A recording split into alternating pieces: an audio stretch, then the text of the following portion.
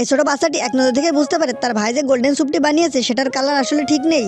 তারপর মেয়েটির ভাই যখন বাইরে যায়, মেয়েটি তখন তার জাদু ছুরি বের করে এবং অনেক ধরনের শাকসবজি কাটা শুরু করে। তারপর সেগুলো সুপে মিশাতে থাকে, কিন্তু দেখা যায় কয়েক সেকেন্ডের মধ্যে স্যুপটি কালো রং হয়ে যায়। তারপর মেয়েটির কাণ্ড দেখে সবাই অবাক হয়ে যায় এবং সবাই অনেক বিরক্ত হয়। তারপর সিনিয়রের বউ এসে মেয়েটির উপরে ছুরিতে আক্রমণ করতে চায়, কারণ এটি ছিল এই হোটেলের রেপুটেশনের বিষয়। কিন্তু মেয়েটি জানতো সুপে অনেক ধরনের ভুল ছিল। আসলে মেয়েটি আগের জন্মে ছিল একজন বিশিষ্ট শেফ, কিন্তু গ্যাস সিলিন্ডার বিস্ফোরণে সে মারা যায়। তারপর মেয়েটির আটটা এই ছোট বাচ্চাটির ভিতরে ঢুকে যায়। এক সময় পর এই ছোট বাচ্চাটি ও মেয়েটির অতীত সম্পর্কে জানতে পারে এবং তার মাথা ঘুরে যায়।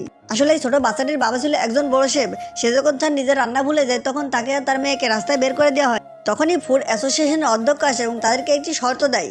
বলে একটি স্যুপ বানাতে, স্যুপটি যদি ভালো হয় তাহলে সে অনেক টাকা দান করবে এই হোটেলে, কিন্তু যদি খারাপ হয় তাহলে হোটেলটি তাদের হারাতে হবে। মেয়েটি তখনই প্রতিজ্ঞা করে সে তার বাবার সম্মানে এবং রেস্টুরেন্ট দুটোই বাঁচাবে।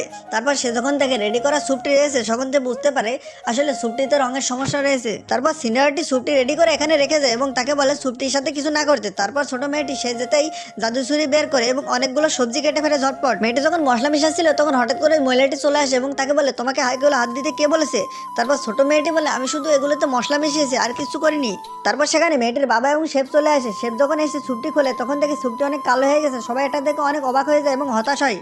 মহিলাটি রেগে গিয়ে মেয়েটির উপর ছুরি মারতে থাকে, তখন তার সিনিয়র এসে তাকে থামিয়ে দেয়। তারপর সে পানি ঢেলে স্যুপটি নষ্ট করতে গেলে মেয়েটি পানিটি ফেলে দেয়। তারপর শেফ যখন স্যুপের ঢাকনাটি খোলে সেখান থেকে অনেক সুন্দর একটা বাসনা চলে আসতে থাকে। তারপর হঠাৎ করে সেটি গায়েব হয়ে যায়। সবাই ভাবে এটা কোনো ভুল ছিল। তারপর শেফটি বলে এবারে আমাদের রেস্টুরেন্টের মান সম্মান শেষ এবং আমাদের রেস্টুরেন্টটি চলে যাবে। তারপর সে যখন নতুন স্যুপ বানাতে যাচ্ছিল, মেয়েটি তাকে বারণ করে এবং বলে আমার উপর ভরসা কর। তার মধ্যে খবর আসে অধ্যক্ষ সেখানে এসে পৌঁছেছে। সবাই যখন বাইরে যায় তখন এই ছোট্ট মেয়েটি আবারও একটি লেবুর খোসা স্যুপের মধ্যে দিয়ে দেয়। বাইরে অধ্যক্ষ এবং তার লোকজন ওই শেফটিকে মারতে থাকে এবং বলে সে আমাদের সাথে ধোঁকা করেছে। এরই মাঝে মেয়েটি ট্রেতে সাজিয়ে স্যুপটি নিয়ে আসে। তারপর যখন মেয়েটি স্যুপের ঢাকনাটি খোলে তখন এত সুন্দর সুঘ্রাণ বেড়ে যেন সবাই অবাক হয়ে যায়। এই সুঘ্রাণের কারণে রেস্টুরেন্টটি বেঁচে যায়। তো বন্ধুরা, তোমরা যারা আমাকে ভালোবাসো তারা আমার চ্যানেলটি সাবস্ক্রাইব করে পাশে থাকো।